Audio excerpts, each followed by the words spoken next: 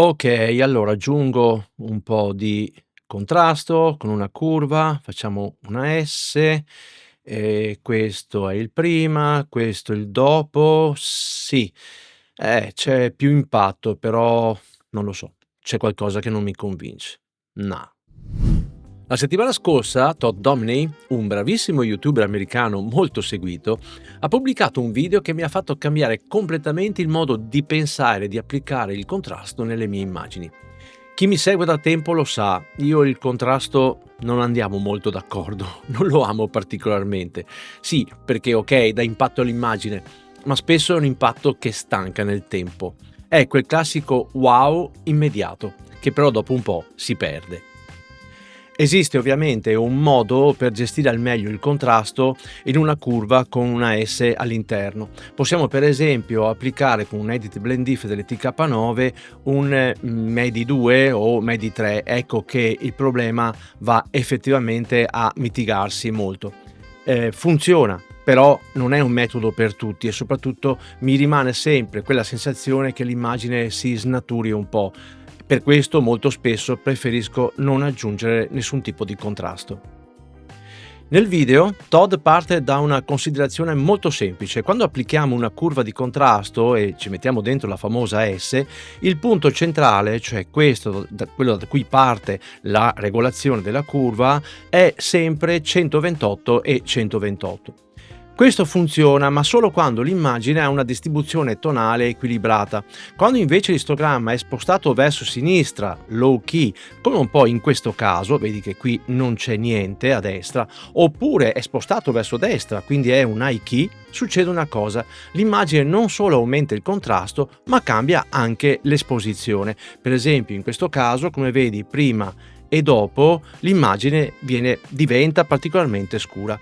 Ed è qui il punto importante, quindi non è tanto il contrasto in sé, è che lo stiamo applicando attorno ad un punto che non rappresenta davvero il centro tonale della foto. Ricordiamoci una cosa: il contrasto aumenta la distanza tra luci e ombre, ma se la maggior parte dei pixel è nella parte delle ombre, la curva va a lavorare proprio lì, cioè nella parte scura della nostra immagine. Chiudo momentaneamente la curva di contrasto, quella classica, ed entriamo nel vivo del nostro tutorial. Per quanto riguarda la tecnica che utilizza Todd dice: ma perché utilizziamo il numero 128 se questo non rappresenta la luminosità della nostra immagine, cioè se la nostra immagine non è centrata lì, perché ad esempio il nostro istogramma è spostato più a sinistra o a destra come normalmente avviene. Apro quindi dal menu Windows l'istogramma di Photoshop, lo apro in modalità espansa e vado a cliccare su luminosità. Benissimo. Qui adesso vedo che appare una voce molto interessante, è la voce medium. C'è un numero, questo numero rappresenta il vero punto centrale della nostra immagine, cioè non è quello teorico, ma è quello reale. Quindi che cosa facciamo? Quando voglio creare un po' di contrasto, non faccio altro che creare una nuova curva, la metto per esempio in cima, creo un punto di ancoraggio qualsiasi, il numero era 113, quindi in input metto 113, in output ancora 113 e adesso posso cominciare a fare la mia regolazione. Sposto per esempio la curva nelle luci un po' verso l'alto.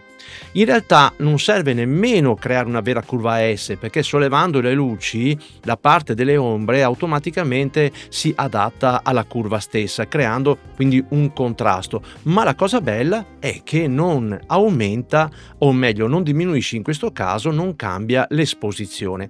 Ed è qui la cosa interessante, perché il contrasto quindi diventa naturale, l'immagine non si scurisce e tutto è più equilibrato. Facciamo un confronto tra la curva di contrasto, quella classica, questa molto strong, e questa molto più naturale, prima e dopo, prima e dopo.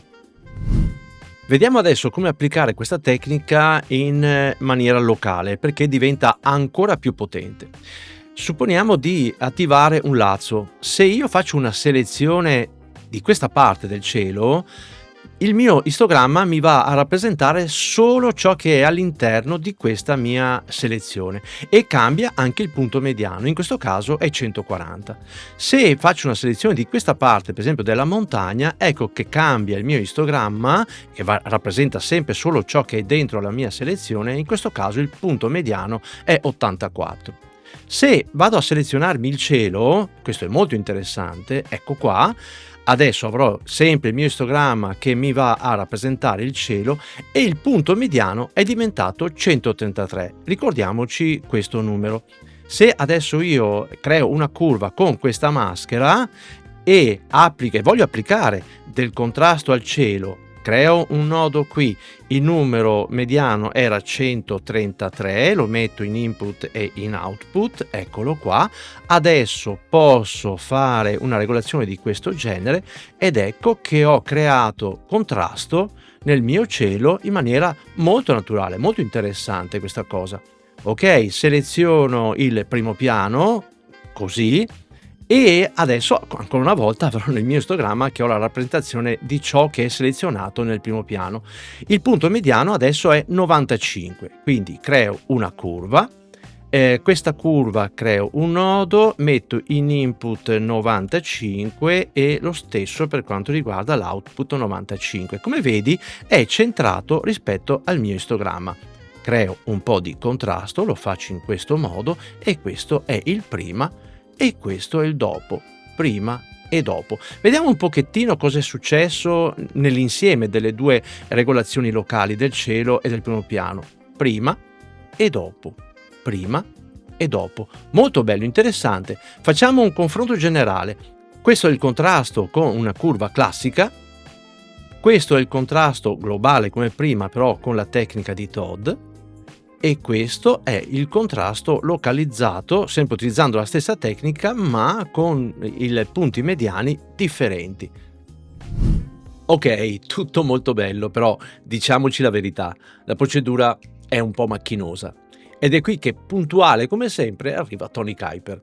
Non è possibile automatizzare tutto con una semplice azione in Photoshop, perché le azioni non hanno accesso all'informazione dell'istogramma, ma un plugin sì.